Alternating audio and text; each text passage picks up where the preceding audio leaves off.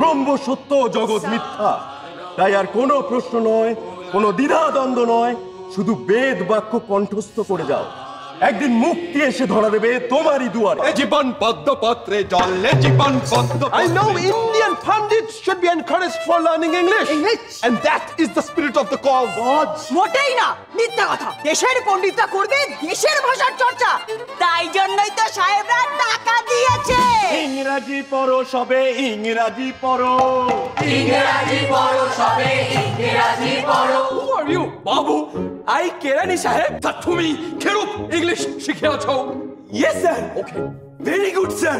Complete sir. What is the motto of your life? Imitation.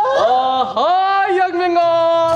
স্বাধীন দেশের স্বাধীন শিক্ষা স্বাধীনভাবেই চলবে। ইংলিশ মিডিয়াম স্কুল, এখানে কখনো দিদিমণি বলবে না, কি বলবে? আন্টি। বলো আন্টি।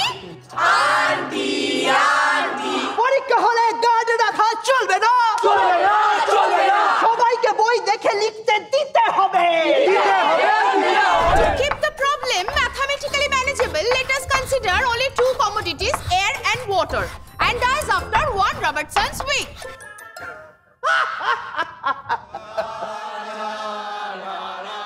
আপনারা সব শিক্ষিত লোকেরা এখানে রয়েছেন, আমার একখান ধাঁধার উত্তর দেবেন? যে বেটা চাষা, হ্যাঁ, কি হয়েছে তার? সারাটা জীবন রোদে জলে ভেজে পচে মাটির বুক থেকে অন্ন তুলে আনে, অন্ন তুলে আনে, হ্যাঁ, তারপর? সে বেটা চাষার ছেলেটা না খেতে পেয়ে মরে কেন? হ্যাঁ, না সব সিলেবাসে নেই, এসব সিলেবাসে নেই।